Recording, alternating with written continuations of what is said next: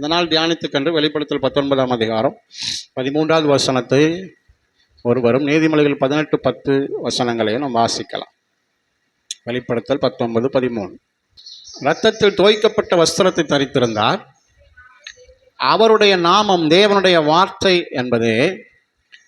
நீதிமொழிகள் 18:10. கர்த்தரின் நாமம் பலத்த துருகம், நீதிமான் அதற்குள்ளே ஓடி சுகமாயிருப்பான். அவருடைய நாமம் தேவனுடைய வார்த்தை.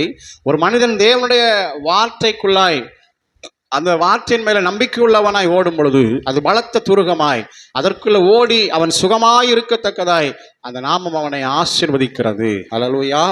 நாம் கடந்த நாட்களிலே கர்த்தருடைய நாமத்தை குறித்தும் அதனுடைய ஆசீர்வாதங்களை குறித்தும் தியானித்து வருகிறோம்.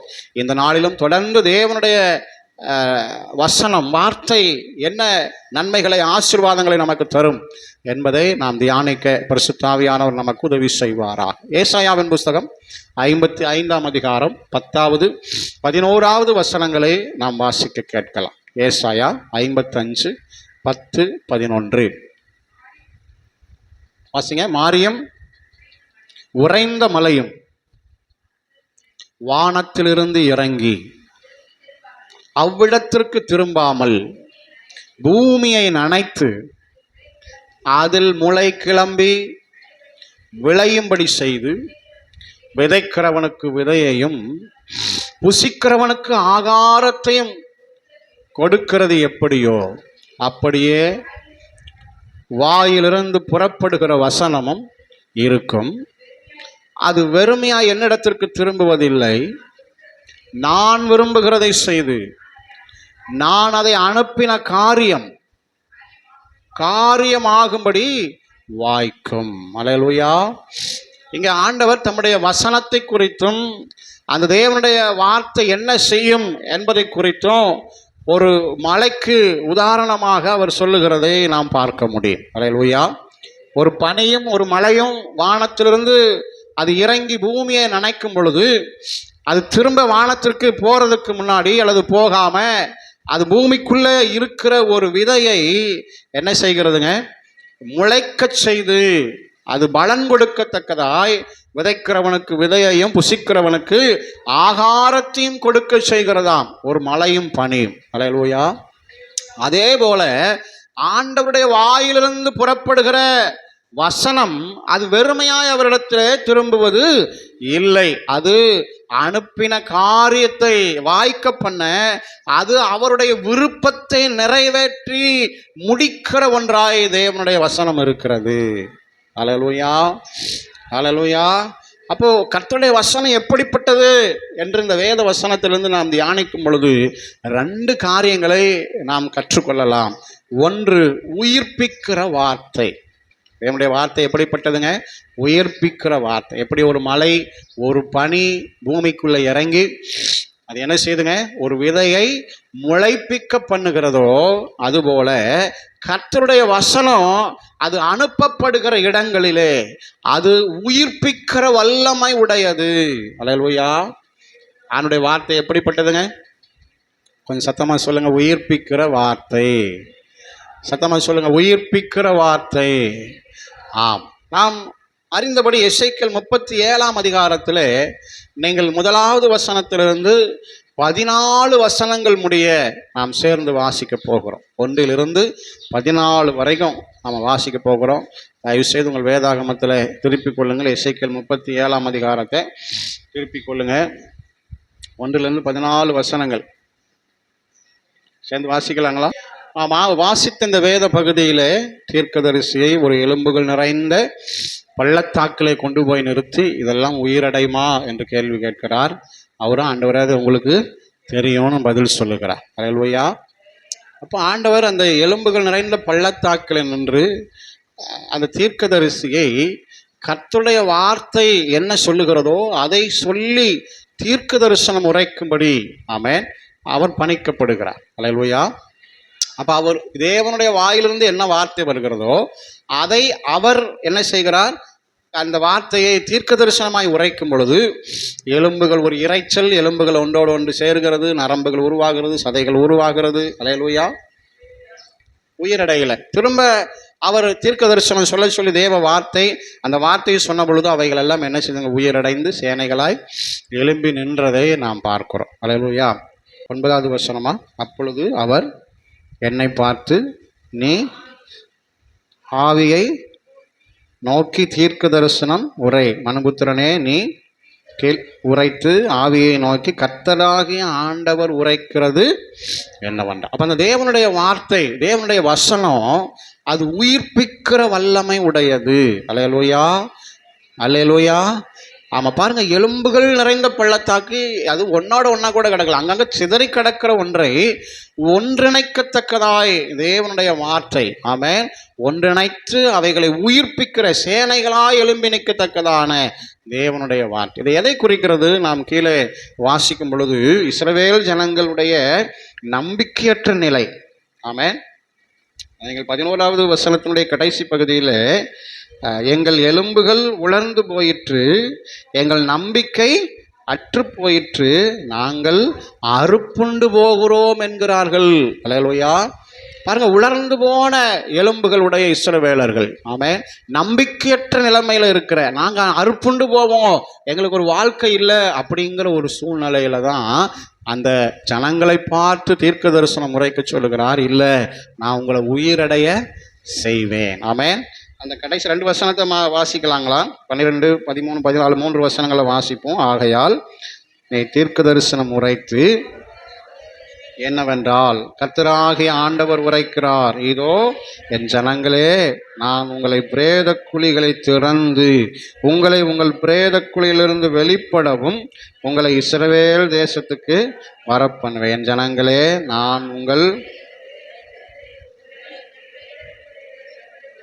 நான் கர்த்தர் என்று என் ஆவியை உங்களுக்கு வைப்பேன், நீங்கள் உயிரடைவீர்கள். நோக்கி வாசிங்க.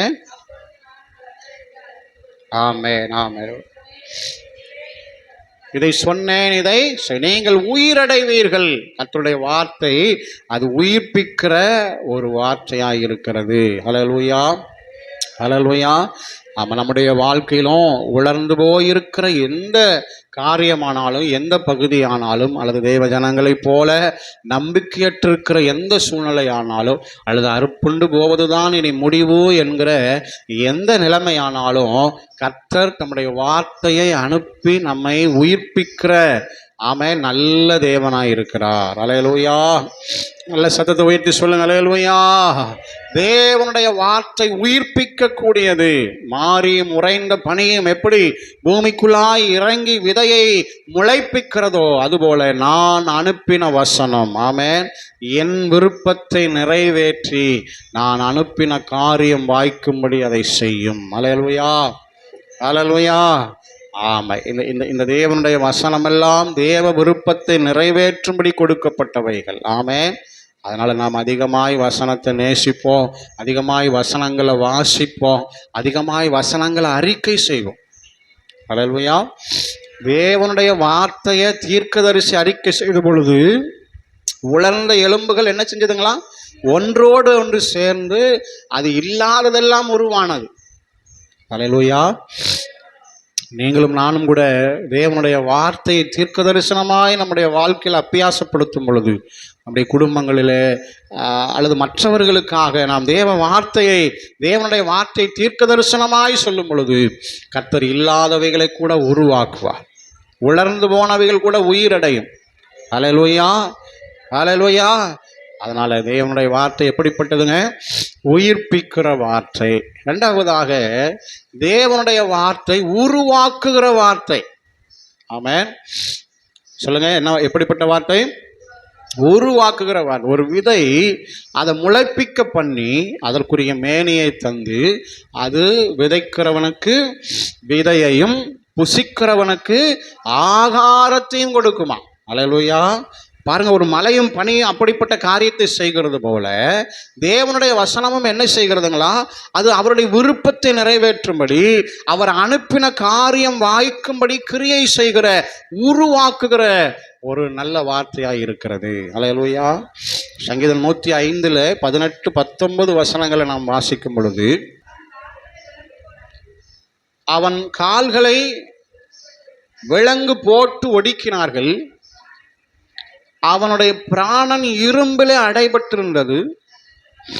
கர்த்தர் சொன்ன வார்த்தை நிறைவேறும் அளவும் அவருடைய வசனம் அவனை என்ன செய்ததுங்க? புடமிட்டது. எல்லாரும் சொல்லுங்க, கர்த்தர் சொன்ன வார்த்தை நிறைவேறும் அளவும் அவருடைய வசனம் அவனை புடமிட்டது. அல்லேலூயா. அப்ப தேவன் தந்த வாக்கு தத்தத்தை, தேவன் தந்த வார்த்தையை யோசேப்பிலே நிறைவேற்றுகிறதற்காக தேவன் தம்முடைய வசனத்தினாலே அவனை உருவாக்கினார், அவனை புடமிட்டு உருவாக்கினார். அல்லேலூயா. எதற்காக புடமிடுதல்?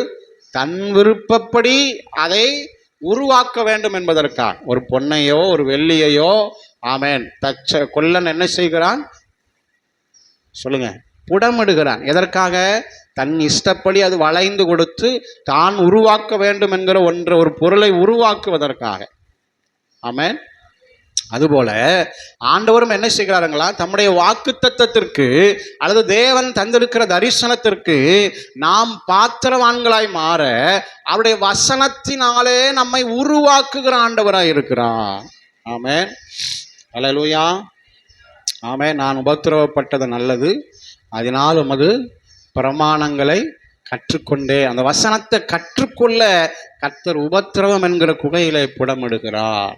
ஆமென் சொல்லுங்க. அல்லேலூயா. ஆமாம், ஆண்டவருடைய வசனம் நம்ம என்ன செய்கிறதுங்க? உருவாக்குகிறது. நம்முடைய சுபாவங்களிலே ஒரு உருவாக்குதலை தேவனுடைய வசனம் உண்டாக்குகிறது. ஆமென். நம்முடைய குணாதிசயங்களிலே ஒரு உருவாக்குதலை தேவனுடைய வசனம் உண்டாக்குகிறது. அல்லேலூயா. அல்லேலூயா. நம்முடைய எண்ணங்கள், நம்முடைய சிந்தனைகள், நம்முடைய வாழ்க்கை, நம்முடைய பரிசுத்தம், நம்முடைய நீதி கெடுத்த காரியங்கள், இவை எல்லாவற்றையும் தேவன் தம்முடைய வசனத்தை அனுப்பி நம்மை உருவாக்குகிறார். எத்தனை பேர் ஆமென் சொல்றீங்க? அல்லேலூயா. ஆமாம். அதனால வசனம் வாசிக்க அல்லது வார்த்தைக்கு நம்மை விட்டு கொடுக்க நாம் என்ன செய்யப்படுகிறோம்? உருவாக்கப்படுகிறோம், நாம் சிருஷ்டிக்கப்படுகிறோம். அல்லேலூயா. அல்லேலூயா. ஆமாம், ஆண்டவர் நல்லவர். நம்முடைய இருதயத்தை சிருஷ்டிக்கிறார், நம்முடைய எண்ணங்களை சிருஷ்டிக்கிறார், நம்முடைய சுபாவங்களை சிருஷ்டிக்கிறார். அல்லேலூயா. அல்லேலூயா. ஆமாம், வசனத்தை வாசிக்க தான் இது நடக்கும். ஆமென்.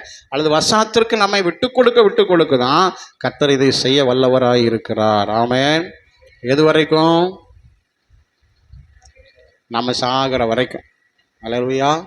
இந்த பூமியில வாழ்கிற நாளளவும் ஆமென், அல்லது நம்மை குறித்த தேவனுடைய வார்த்தை, நம்மை குறித்த தேவனுடைய தரிசனம் இந்த பூமியில நிறைவேறி முடிக்கிற வரைக்கும் அவருடைய வசனம் நம்மை உருவாக்கி கொண்டே இருக்கும். ஆமென் சொல்லுங்க. அல்லேலூயா. ஆமாம், 10 வருஷம் ஆச்சு, 20 வருஷம் ஆச்சு, 30 வருஷம் ஆச்சு, 40 வருஷம் ஆயிட்டு நான் முழுசும் உருவாக்கப்பட்டுட்டேன் அல்லது முற்றிலும் தேறினவனானேன் என்று ஒருவரும் சொல்ல முடியாது. இன்னும் நம்மளை தேறினவர்களாக ஆண்டவர் உருவாக்கி கொண்டே இருக்கிறார். ஆமென். அவருடைய வசனத்தினால நம்மளை என்ன செய்யறாருங்க? உருவாக்குகிற கர்த்தர். ஆமென். சரி, ஒரு வாக்குத்தத்த வசனத்தை நாம் வாசிக்கலாம். ஏசாயா 59 17 21 வரைக்கும் எல்லாருமே வாசிக்கலாங்களா? வேதத்தை திருப்பி கொள்ளுங்க. ஏசாயா 59 17 21 வரை. உன்னில் இருக்கிற என் வார்த்தை உன் சந்ததியிலிருந்தும் உன் சந்ததியின் வாயிலிருந்தும் என்ன செய்வதில்லை? நீங்குவது இல்லை. அல்லேலூயா. பாருங்க, இது ஆண்டவர் நம்மோடு செய்கிற ஒரு உடன்படிக்கை. ஆமென். ஆண்டவர் ரொம்ப நல்லவர். எனவே நிச்சயமாக கர்த்தருடைய வார்த்தை உயிர்ப்பிக்கிற வார்த்தை, கர்த்தருடைய வார்த்தை உருவாக்குகிற வார்த்தை. அந்த வார்த்தையை நம்ம வாயின் மூலமாக ஆண்டவர் வெளிப்படுத்தி நம்மை, நம்முடைய குடும்பங்களை, நம்மை சுற்றி இருக்கிறவர்களை உயிர்ப்பிக்கவும் உருவாக்கவும் தேவன் பயன்படுத்துகிறார். அல்லேலூயா. நம்முடைய வாய் அதற்காய் தேவன் பயன்படுது. நம்மை மாத்திரமல்ல, நம்முடைய சந்ததியின் வாயிலிருந்தும் சந்ததியின் வாயிலிருந்தும். ஆமே, எவ்வளவு ஒரு பெரிய பாக்கியம் பாருங்க. கையை தட்டி கர்த்தரை மகிமைப்படுத்துவோம். ஆண்டவர் நல்லவர். ஆமே. அப்போ இந்த வசனத்தை சொல்லி நாம் ஆண்டவர் சமூகத்தில் ஜெபிக்கணும். ஆண்டவரே, உம்முடைய வார்த்தை உயிர்ப்பிக்கக்கூடியது, உம்முடைய வார்த்தை உருவாக்கக்கூடியது. அதனால உங்கள் வார்த்தை என் வாயில் என்ன செய்யுங்க, வைங்க. என் வாயில் மாத்திரமல்ல, என் சந்ததியின் வாயிலும், என் சந்ததியினுடைய சந்ததியின் வாயிலும் வைப்பேன்னு வாக்கு பண்ணியிருக்கிறீங்களே, அதை நிறைவேற்றுங்கப்பான்னு ஜெபிக்கணும். அல்லேலூயா. அப்படி செய்யும் பொழுது உயிர்ப்பிக்கிற உருவாக்குகிற வார்த்தைகளை தேவன் நம்மை கொண்டும் நம்முடைய சந்ததியை கொண்டும் சந்ததியின் சந்ததியை கொண்டும் ஆமென் வெளிப்பட பண்ண அவர் உண்மை உள்ளவராயிருக்கிறார். ஆமென். மூன்றாவதாக, தேவனுடைய வார்த்தை உருவ குத்துகிற அல்லது ஊடுருவுகிற வார்த்தை. தேவனுடைய வார்த்தை எப்படிப்பட்ட வார்த்தைங்க? ஊடுருவுகிற அல்லது உருவ குத்துகிற வார்த்தை. எபிரேயர் 4ஆம் அதிகாரம் 12வது வசனத்தை நாம் வாசிக்கலாம். எபிரேயர் 4:12. தேவனுடைய வார்த்தையானது ஜீவனும் வல்லமையும் உள்ளதாயும் இருபுறமும் கருக்குள்ள எந்த பட்டயத்திலும் கருக்கானதாயும் ஆத்துமாவையும் ஆவியையும் கணுக்களையும் ஊனையும் பிரிக்கத்தக்கதாக உருவ குத்துகிறதாயும் நினைவுகளை யோசனைகளை வகையறுக்கிறதாயும் என்ன செய்கிறதுங்க இருக்கிறது. அல்லேலூயா. இப்போ தேவனுடைய வார்த்தை பாருங்க, வல்லமை உடையது. எப்படிப்பட்ட வல்லமை உடையதுன்னா, இருபுறமும் கருக்குள்ள எந்த பட்டயத்தை விட கூர்மையானது. ஆமென். அல்லேலூயா. ஆமாம், அது உருவ குத்தி என்ன செய்யுதுங்களா, நம்ம வகையறுக்கிறது. நம்முடைய எண்ணங்களை சிந்தனைகளை என்ன செய்யுதுங்க, வகையறுத்து எது சரி எது தப்பு அப்படிங்கிறத நமக்கு என்ன செய்கிறதுங்க, ஆமாம், உருவ குத்தி நம்ம நடத்துகிறது. அல்லேலூயா. அல்லேலூயா. ஆமாம், அதனால தான் நிறைய நேரங்களில் வசனம் கேட்கும்போது ஹார்ட் என்ன செய்யுதுங்க, வலிக்குது. அல்லேலூயா. ஒரு சில வசனம் கேட்கறதுக்கு எப்படி இருக்குதுங்க, சந்தோஷமாக இருக்குது. ஒரு சில வசனம் ஆமாம் ரொம்ப வலி உண்டாக்கிறது. அல்லேலூயா. பிரசங்கம் பண்ணுற ஆளை திரும்ப பார்க்காம கூட ஓட வேண்டியதாகிருது. அல்லேலூயா சொல்லுங்க. ஆமாம். ஆமாம், ஜீவனுள்ள வார்த்தை, அது வல்லமையுள்ள வார்த்தை. களிப்பை கொடுக்கறது மாத்திரமல்ல, நம்மளை உருவ குத்துகிறதா. எதெல்லாம் உருவ குத்துதுங்களா? இன்னொரு விஷயம் வாசிங்க. இல்லை, அதான் பாதியிலேருந்து வாசிங்களேன். ஊனையும் ஆத்துமாவையும் ஆவியையும் கணுக்களையும் ஊனையும் பிரிக்கத்தக்கதாக. ஆமாம். ஆமாம், அப்படி உருவ குத்தும்போது இந்த ஆவி ஆத்துமா ஊனு கருக்கு எல்லாம் தனித்தனியாக என்ன செய்யுமா, ஆமாம், பிரித்து பார்க்குற அளவுக்கு உள்ள உருவ குத்திருமா வசனம். அல்லேலூயா. ஆமாம், ஆண்டவர் நல்லவர். அப்போஸ்தலர் நடவடிக்கைகள் அவருடைய 16ஆம் அதிகாரம் 14வது வசனம் பாருங்க. அப்பொழுது தியத்தீரா ஊராலும் இரத்தாம்பரம் விற்கிறவளுமாய்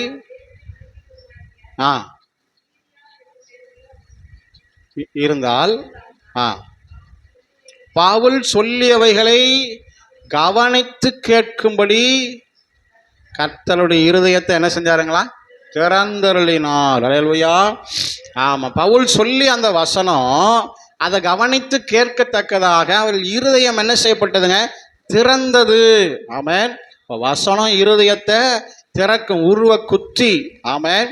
ஆமாம், ஆவி ஆத்மா ஊனு கணு எல்லாம் பிரிக்கத்தக்கதாய் உருவ குத்தி வசனம் திறக்கிற வல்லமை உடையது. அல்லேலூயா. ஆமாம், ஆண்டுடைய வார்த்தை எப்படிப்பட்டதுங்க, ஊடுருவுகிற வார்த்தை. Praise the Lord. அல்லேலூயா. நீங்கள் இங்கே சொல்லி ஜெபிக்கிற வார்த்தை அது தூரத்தில் இருக்கிற ஒரு மனிதனுக்குள்ள ஊடுருவ வல்லமை உடையது. ஆமென். கர்த்தருடைய வார்த்தை சமீபத்திற்கு மாத்திரமல்ல, அவர் தூரத்திற்கும் அவன் எப்படி இருக்கிறாருங்க, தேவனாய் இருக்கிறார். ஆமென். இயேசு நீ போ, உன் விசுவாசம் உன்னை ரட்சித்ததுன்னு சொன்ன அந்த மணி நேரத்தில் வேலைக்காரன் அங்கே என்ன செஞ்சானுங்க, சுகமானான். நீ போ, உன் விசுவாசம் உன்னை ரட்சித்ததுன்னு சொன்ன அந்த தாயினுடைய மகள் பிசாசு நீங்கி என்ன செய்தாளுங்களா, ஆமாம், கட்டில் படுத்து கிடந்தாலும் அந்த மணி அந்த அந்த குறிப்பிட்ட நேரத்தில் ஊடுருவக்கூடிய வல்லமை தேவனுடைய வசனத்திற்கு இருக்கிறது. அல்லேலூயா. அல்லேலூயா. அதனால் வசனங்களை நாம் அறிக்கை செய்து ஜெபிக்க ஜெபிக்க, ஆமென், எந்த தடையாக இருந்தாலும், எந்த மாந்திரிக வல்லமையாக இருந்தாலும், எந்த பிள்ளி சூனிய கட்டுகளாக இருந்தாலும், ஆமாம், எந்த பிசாசு இருதயத்தை கட்டி வச்சிருந்தாலும் கர்த்தர் அவைகளெல்லாம் ஊடுருவி, ஆமென், அது அனுப்பின காரியம் வாய்க்கும்படி, ரட்சிப்பை உண்டாக்கும்படி, விடுதலை உண்டாக்கும்படி, சுகத்தை உண்டாக்கும்படி, மனம் திரும்புதலை உண்டாக்கும்படி அது கிரியை செய்ய வல்லமை உடையது. அல்லேலூயா. ஆமா, உருவ குத்துகிற வார்த்தை. Praise the Lord. ஆமா. நான்காவதாக தேவனுடைய வார்த்தை உணர்வு தருகிற வார்த்தை, உணர்த்துகிற வார்த்தை. எப்படிப்பட்ட வார்த்தைங்க? உணர்த்துகிற வார்த்தை. சங்கீதம் 19வது சங்கீதம் 10வது வசனத்திலிருந்து நாம் வாசிக்கலாம். அவைகள் பொன்னிலும் மிகுந்த பசும்பொன்னிலும் விரும்பப்படத்தக்கதும், தேனிலும் தேன்கூட்டிலிருந்து ஒழுகும் தெளிதேனிலும் மதுரமுள்ளதுமாயும் இருக்கிறது. அன்றியும் அவைகளால் உமது அடியேன் எச்சரிக்கப்படுகிறேன். அவைகளை கை கொள்ளுகிறதுனால் மிகுந்த பலனுண்டு. தன் பிள்ளைகளை உணர்கிறவன் யார்? மறைவான குற்றங்களுக்கு என்னை நீங்களா. தன் பிள்ளைகளை உணர்கிறவன் யார்? ஆமென். அன்றியும் அவைகளால் உமது அடியேன் எச்சரிக்கப்படு. அப்ப வசனம் அது பொன்னிலும் பசும்பொன்னிலும், ஆமா, தேனிலும் தெளிதேனிலும் மதுரம் உள்ளதா இருந்தாலும் அது நம்மை எச்சரிக்கிற அல்லது நம்முடைய பிழைகளை உணர்த்துகிற வார்த்தையாய் என்ன செய்கிறதுங்க இருக்கிறது. அல்லேலூயா. சத்தமா சொல்லுங்க அல்லேலூயா. அநேக நேரங்களில் நாம் பிடிச்ச மொசலுக்கு சொல்லுங்க 3 கால் தான் அப்படின்னு நம்ம ஸ்ட்ராங்காக நிற்போம். ஆனால் வசனத்தை அறிய அல்லது வசனத்தை கொண்டு ஆண்டவர் பேச பேச முடிவாக என்ன வந்துடுவோம்? இல்லை, நான் பிடிச்ச மொசலுக்கும் 4 கால் தான்ட்டு வந்துடுவோம். அல்லேலூயா. சொல்லுங்க அல்லேலூயா. நம்மை உணர்த்தி நடத்துகிற வார்த்தை. ஆமென். ஆமாம், நான்லாம் தப்பே பண்ணலை, என் மேலெல்லாம் தப்பே இல்லை அப்படிங்கிற மாதிரி இருக்கும் ஆரம்பத்தில். ஆனால் வசனங்களை வாசிக்க தேவன் நம்மோடு பேச நம்மை விட்டு கொடுக்க கடைசியாக நம்ம என்ன நிலைமைக்கு வந்துடுவோம்? இல்லை, நானும் குறை உள்ளவன் தான் அப்படிங்கிற எண்ணம் நமக்குள்ள என்ன செஞ்சிருங்க வர. நம்முடைய பிழைகளை உணர்த்துகிற தேவனுடைய வசனம். ஆமென். ஆமென். எத்தனை பேர் ஆமென் சொல்றீங்களா? அல்லேலூயா. அப்போஸ்தலர் நடவடிக்கைகள் 2ஆம் அதிகாரம் 37வது வசனம் பாருங்க.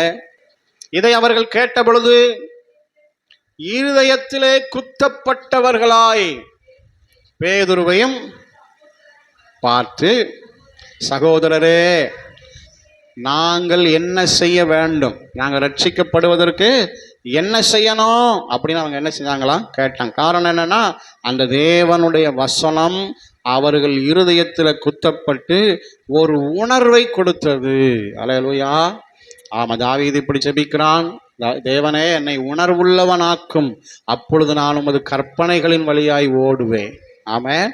பாருங்க, உணர்வுள்ள ஒரு இருதயம் தேவனுடைய வசனத்தினால தான் முடியும். ஆமென். கர்த்தருடைய வசனத்தை வாசிக்க நம்முடைய இருதயம் உணர்வுள்ளதாய் மாறும். கடவுள் இல்லை என்று சொல்லுகிறவர்கள் கூட வசனத்தை வாசிக்க தான் ஒரு பாவி, இயேசு என் பாவங்களுக்காய் இந்த பூமிக்கு வந்தார் என்கிற உணர்வுள்ளவர்களாய் மாறி கர்த்தருடைய ஊழியத்தை செய்த அநேகர் இந்த பூமியில் இருக்கிறாங்க. அல்லேலூயா. அப்ப தேவனுடைய வசனம் எப்படிப்பட்டதுங்க?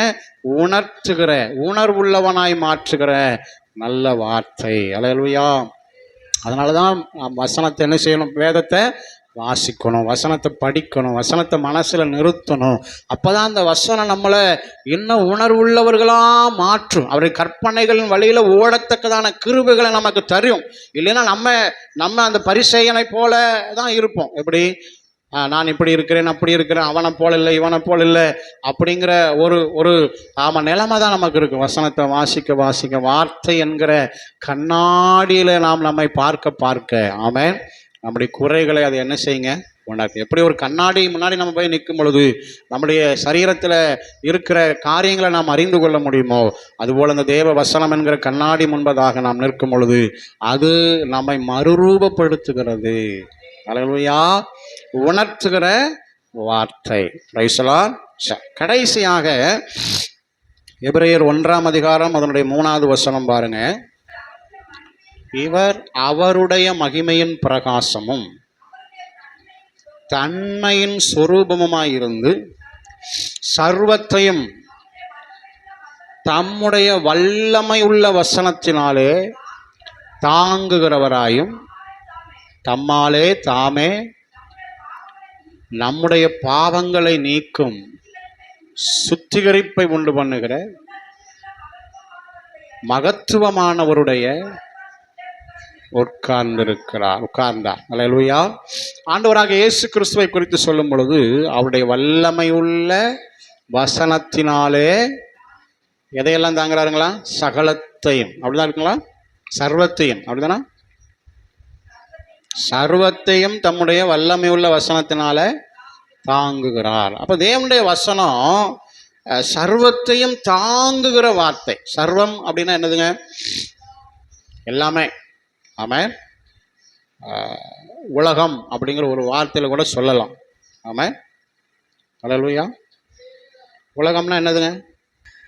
ஆமாம், நம்ம பார்க்குற கண்ணால் பார்க்கிற ஒரு உலகம் இருக்கிறது, ஆவிக்குரிய ஒரு உலகம் இருக்கிறது. ஆமென்.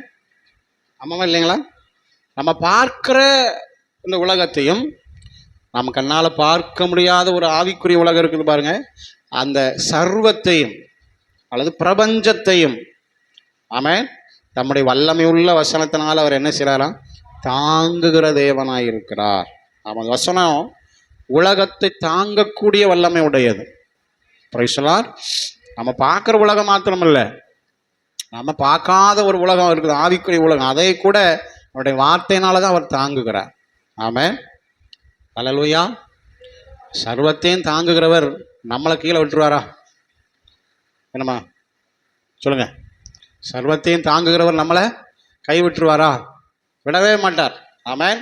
நிச்சயம் நம்மளை தூக்கி எடுக்கிற, உயர்த்துகிற, ஆசீர்வதிக்கிற நல்ல தேவன். ஐயரே நாங்கள் மடிந்து போகிறோம் உமக்கு அப்படின்னு புலம்ப வேண்டிய அவசியம் இல்லை. அவர் சர்வத்தையும் தாங்குகிறவர். எழுந்து ஒரு வார்த்தை காற்றையும் கடலையும் அதட்டி இறையாதே அமைதலாயிருன்னு சொன்ன போதும் ஒரு பெரிய அமைதி உண்டாகும். ஆமென். எப்படி இவருடைய வார்த்தைக்கு காற்றும் கடலும் கீழ்ப்படுகிறதே என்கிற ஆச்சரியமாய் நடத்துகிற நல்ல தேவன். ஏனென்றால் அவர் தம்முடைய வார்த்தையினாலே, வசனத்தினாலே சர்வத்தையும் தாங்குகிற ஆண்டவர். ஆமென். அவர் சொல்ல ஆகும், அவர் கட்டளையிட நிற்கும். Praise the Lord. ஆமென். ஆண்டவர் நல்லவர். எனவே இன்றைக்கு அவருடைய வசனத்தின் வார்த்தையின் ஆசீர்வாதங்களை நாம் தியானித்திருக்கிறோம்.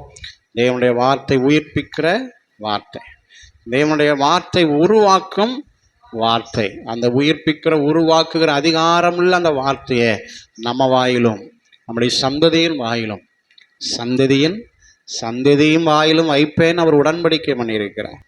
ஒப்பந்தம். ஆமென். ரெண்டு பேரும் சேர்ந்து போடுறது தான் என்னதுங்க? உடன்படிக்கை ஒப்பந்தம். அல்லேலூயா. அல்லேலூயா. அப்போ தேவன் நம்மோடு உடன்படிக்கை பண்ணுகிறார். நம்ம அந்த ஒப்பந்தத்தில் இணைஞ்சிட்டோம்னா நிச்சயம் நம்ம வாயிலிருந்தும், நம்முடைய சந்ததியின் வாயிலிருந்தும், சந்ததியின் வாயிலிருந்து அவர் வார்த்தை நீங்குவது இல்லை. ஆமென். தேவனோடு ஒப்பந்தத்தில் நம்மளும் கையெழுத்து போடுவோம். ஆமென். ஆண்டவரே உங்கள் வார்த்தை என் வாயில வைங்க, தயவு செய்து என் சந்ததியின் வாயிலும், சந்ததியின் வாயிலும் உங்கள் வார்த்தை என்ன செஞ்சிருங்க? வச்சிருங்க ஆண்டவரேன்னு ஒரு ஒப்பந்தம் போடுவோம். கர்த்தர் நிச்சயம் அதை நிறைவேற்ற வல்லவராய் இருக்கிறார். அல்லேலூயா. அல்லேலூயா. ஆமென். மூன்றாவதாக குத்துகிற, ஊடுருவுகிற வார்த்தை. பல கிலோமீட்டருக்கு அந்த பக்கம் கூட கர்த்தருடைய வார்த்தை என்ன செய்யுங்க? ஊடுருவும். நீங்கள் இங்கே இருந்து கட்டி ஜெபிக்கிற ஜெபம் கோயம்புத்தூர் இருக்கிற உங்கள் பையனுக்கு விரோதமாக எழும்புகிற வல்லமையை அழிக்கும். ஆமென். சென்னையில் இருக்கிற உங்கள் பையனுக்கு விரோதமாக எழும்புகிற வல்லமையை சொல்லுங்க, செய்யுமா செய்யாதுங்களா? தேவனுடைய வார்த்தைக்கு வல்லமை இருக்குது, ஊடுருவக்கூடியது. ஆமாம், பல கிலோமீட்டருக்கு அந்த பக்கம் கட்டடங்களை தாண்டி, எல்லைகளை தாண்டி, அந்தகார வல்லமைகளை தாண்டி ஊடுருவி அது பெரிய காரியங்களை செய்யும். ஆமென். ஆமாம். நான்காவதாக உணர்த்துகிற வார்த்தை. நம்முடைய பிள்ளைகளை உணர்த்துகிற, அவைகளால் எச்சரிக்கப்படுகிற வார்த்தை. நிறைய நேரத்தில் நமக்கு ஆசீர்வாதமான வார்த்தை தான் பிடிக்கும், எச்சரிப்பின் வார்த்தை பிடிக்க மாட்டேங்குது. உணர்த்தி நடத்துகிற வார்த்தை. ஆமாம். 4 பேர்த்துக்கு முன்னாடி என்ன இப்படி அப்படின்னு என்ன தான் வருதுங்க? நமக்கு கோவம், டென்ஷன் தான் வருது. ஆமாம். ஆமாம். இவங்க முன்னாடி, அவங்க முன்னாடி அப்படி சொல்லிட்டாங்களே, இப்படி சொல்லிட்டாங்களே. நம்மளை உணர்த்தி நடத்துறது நமக்கு விருப்பமே இல்லை பாருங்க. ஆனால் நம்ம உணர்த்தி நடத்துகிறத என்ன செய்யணுங்க? விரும்பணும். ஆமாம். விசேஷமா கர்த்தருடைய வார்த்தை உணர்த்தும் பொழுது, இன்று அவருடைய சத்தத்தை கேட்பீர்களானால், வனாந்தரத்திலே கோபமூட்டினது போல, நீங்க சோதனை நாளில் கோபம் மூட்டினது போல நீங்கள் என்ன செய்யாதீங்க, இருக்காதீங்க, கீழ்ப்படியுங்க, அதுக்கு ஒப்பு கொடுங்க அப்படின்னு வேதம் சொல்லுகிறது. ஆமென். அதனால இந்த வார்த்தை உணர்த்தி நடத்துகிற வார்த்தை. கடைசியாக சர்வத்தையும் உலகத்தையே தாங்குகிற வார்த்தை. நம்மையே என்ன செய்யுங்க, தாங்கும். நம்முடைய சூழ்நிலைகளை, நம்முடைய காரியங்கள் எல்லாம் அவர் பார்த்துக்குவார். நம்ம உள்ளங்கைகளில். ஆமென். ஆமாம். சீயோனா வென்றால், என் தேவன் என்னை மறந்தார், என் ஆண்டவர் என்னை கைவிட்டார் என்கிறாள் ஸ்திரியானவள் தன் கற்பத்தின் பிள்ளைக்கு இறங்காமல் தன் பாலகனை மறப்பாளோ? அவர்கள் மறந்தாலும் நான் உன்னை மறப்பதில்லை. என் உள்ளங்கைகளில் உன் மதில்கள் எப்பொழுதும் எனக்கு முன்பாக இருக்கிறார். ஆமென். நம்ம எழுந்து நிற்போம். கர்த்தர் நம்மோடு கூட இருக்கிறார்.